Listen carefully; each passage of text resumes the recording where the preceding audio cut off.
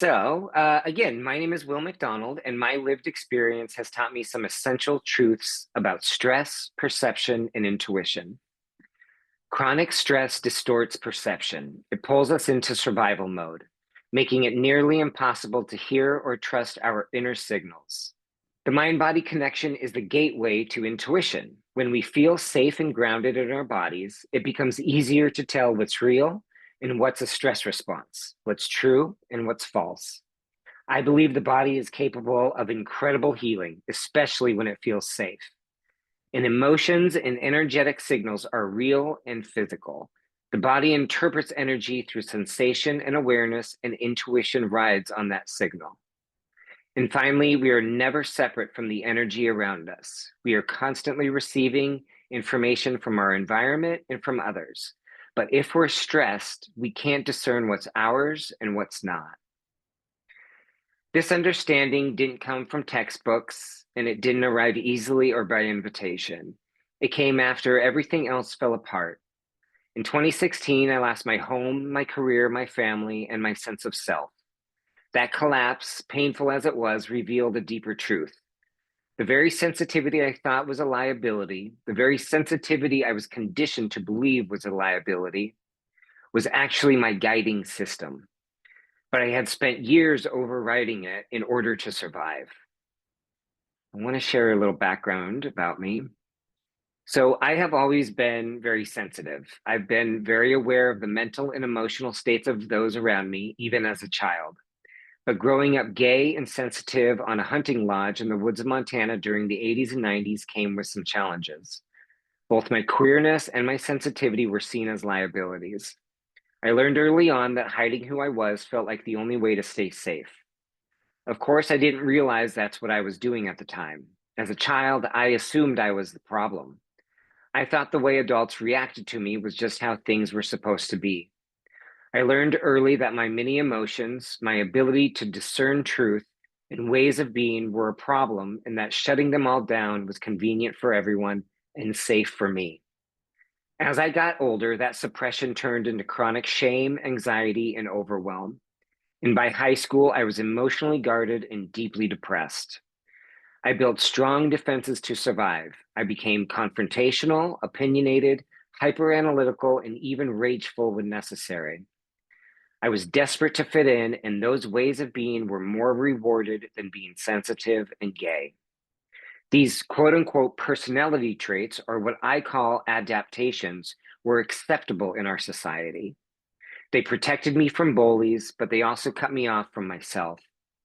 Shortly after I left home at 18, I found alcohol, and for a while it made everything feel okay.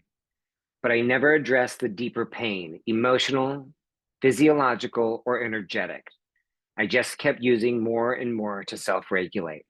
I had to include this photo of me holding a gun and just how out of proportion that actually is, but how much I wanted it to fit as sort of a reward system in my family. So, this is a list of medications that I've been prescribed over the years to help manage my inner landscape. These medications were intended to help me function, but more specifically to help me comply with a society that sees sensitivity as something to fix. I've always had a heightened introspective response. My emotions don't just exist in my mind, I feel them in my body. Sadness, fear, joy, happiness, shame, they show up very physically, very viscerally in my body. People experience emotions on a spectrum. That is not a disorder. That is perception. That is awareness. But for years, I internalized it as a defect because that's how our culture frames it. In many Western medical models, emotional intensity is treated as pathology, not as sensitivity, not as attunement, not as truth. So while these medications help me stabilize and survive, they also help me stay numb. They taught me to ignore the very sensitivity that now forms the foundation of my healing work. And that's the deeper cost of misunderstanding the body's energetic language. We start medicating away our intuition. Now, I want to be very clear. I'm not telling anyone to stop taking their medications. I'm not a doctor, and I'm not here to replace medical advice. What I'm saying is this: medications can be powerful tools. They can stabilize, support, and save lives. They did mine, but they are not the only tools. Our consciousness, our awareness is also a tool, one that allows us to evolve, to tune into our inner world and respond with care. Healing is multidimensional, and it's time we remember that inner awareness is just as vital as anything we're prescribed. I've worked hard to develop the tools to self-stabilize, and today I don't take any medications, but I am not afraid to start again if I ever need to. And if I do, it will be with the intention of learning what my body is trying to tell me, not silencing it. Thank you for letting me share this part of my journey. I offer it with the hope that others feel inspired to reclaim their personal power and to meet themselves with compassion, because you really are doing your best to exist in a society that prioritizes speed and disconnection and then asks you to pretend everything is fine. So I want to go back to the slide. So over time, and without ever being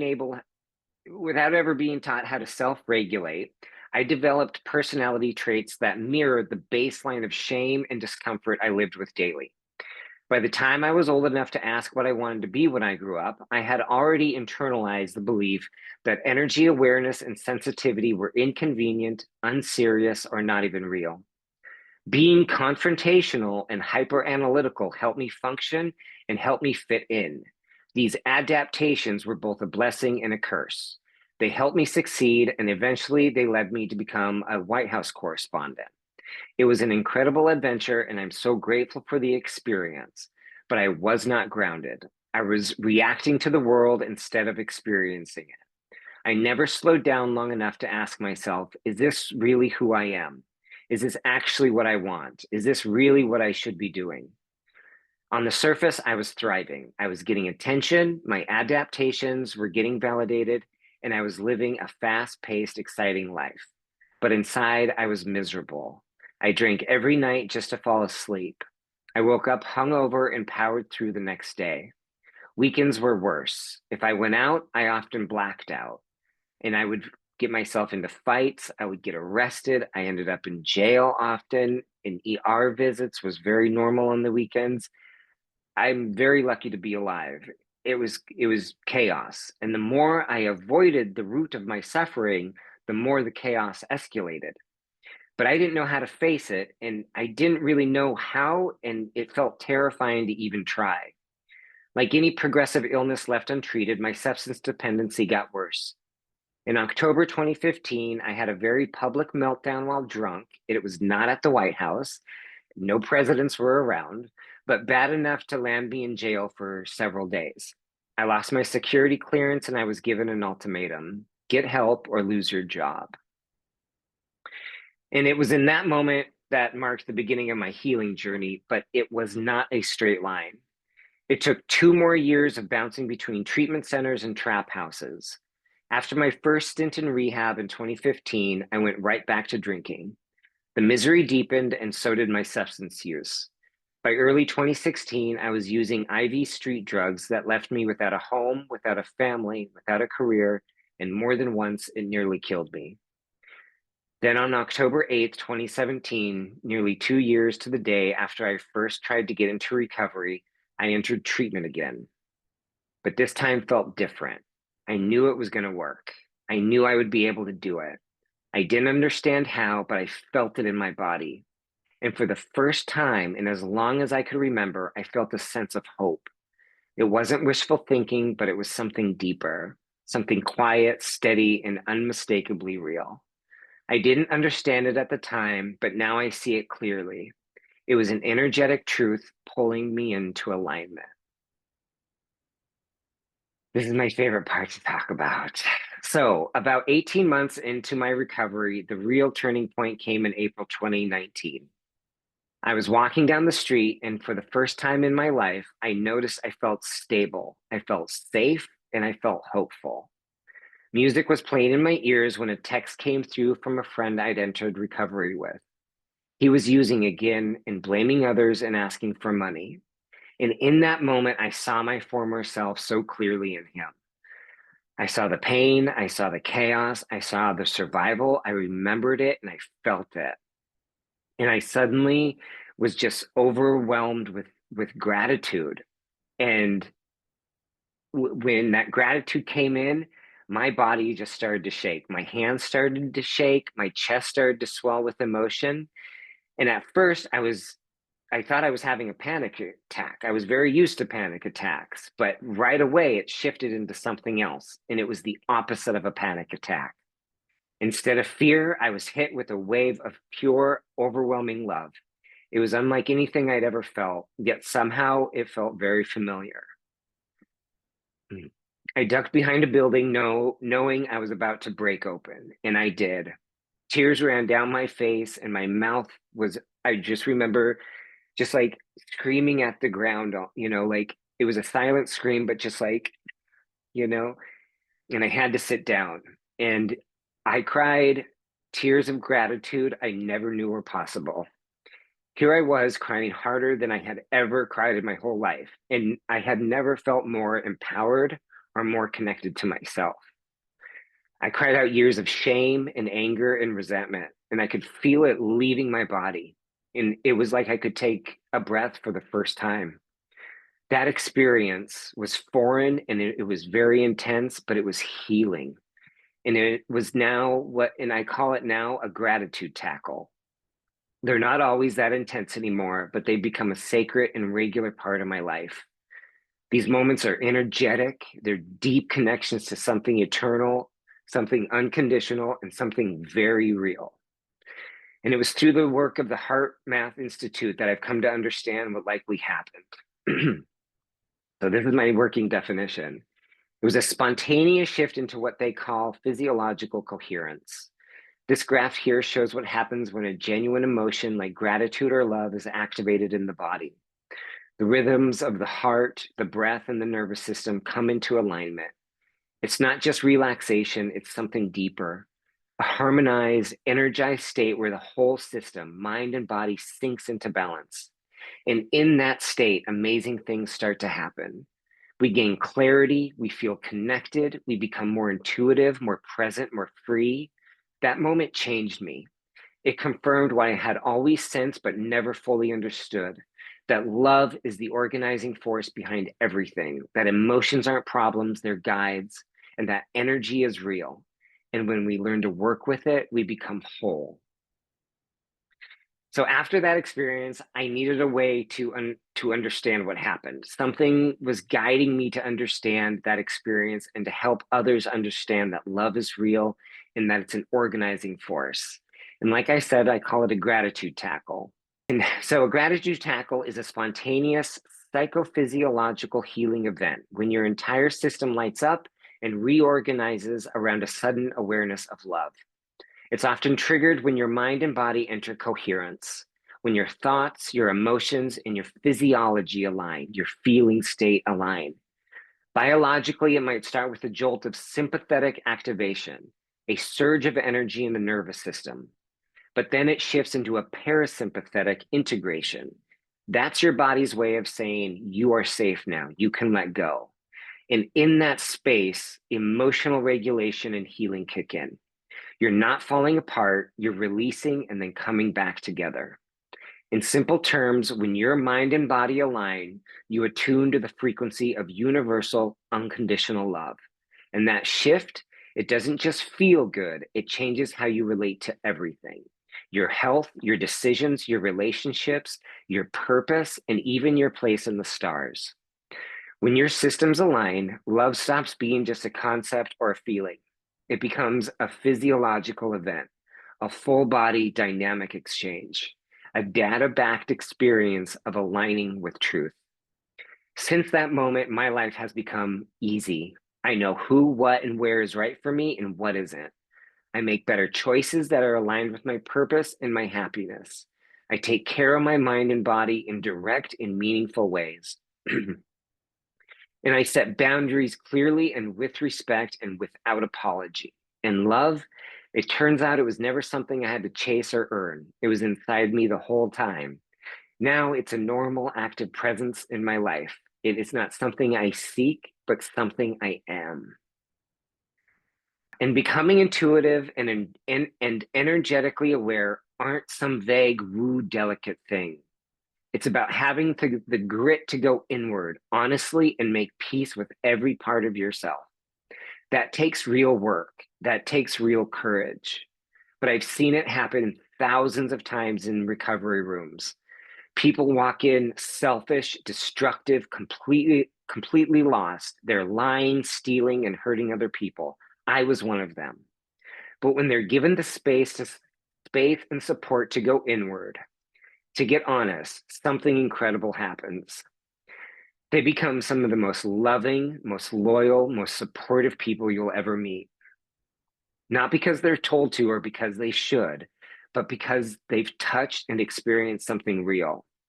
They felt an inner peace so deep, so undeniable, that it reorders every part of them. They felt love. They felt a deep connection to something beyond this world, a deeper truth. The people you want to sit with are the ones who walked through hell to save their lives and came out kinder, clearer, and more honest because of it. Not everyone who survives suffering walks in peace.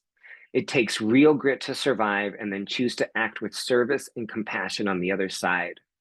I think we are seeing too many people avoiding their inner world, and we're all feeling the consequences of that.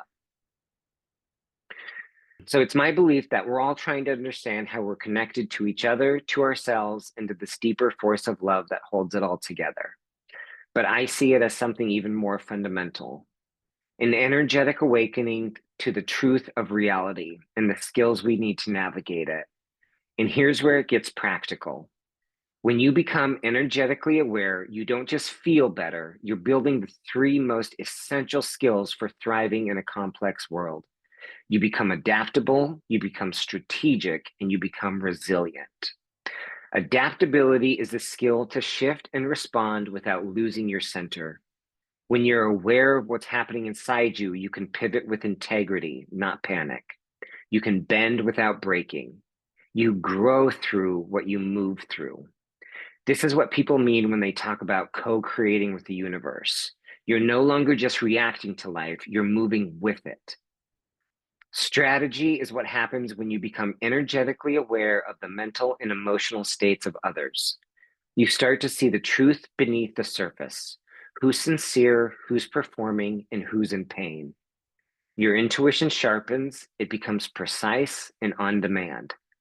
That gives you better timing, more options, clearer decisions, and more supportive outcomes. This is not about controlling or manipulating others because energy will always seek balance. That's really what people mean when they talk about karma. Strategy is about understanding the energetic dynamics at play and choosing the most aligned response. Resilience is the ability to move energy through your body without getting stuck in thought loops or emotional spirals that pull you out of alignment. It means holding your center even in the face of stress, chaos, or threat. It's the ability to return, not just to bounce back, but to integrate what you've been through and emerge stronger, wiser, and more whole. Energetic awareness gives you emotional intelligence that can't be faked. You stop getting thrown off by drama. You stop personalizing things that aren't about you. You become someone who can move through this world with clarity, agility, and strength. Energetic awareness is not soft. It's not fragile. It's the most tactical advantage you can give yourself. So now that we've explored the deeper why sensitivity matters, why stress distorts perception, and how energy and emotions, when pathologized, cause dis-ease in the body, it's time to talk about the how. Because this isn't just about understanding these concepts intellectually, it's about learning how to feel them in real time so you can work with them, not against them. And the truth is, intuitive clarity isn't something we force, it's something we allow. And allowing only happens when the body feels safe enough to soften and listen. That's where coherence comes in. When we enter a regulated, heart-centered state, our mind, body, and breath begin to sync, and our energetic signal becomes clear. From that place, we can tune into intuitive information with more precision, more compassion, and less confusion.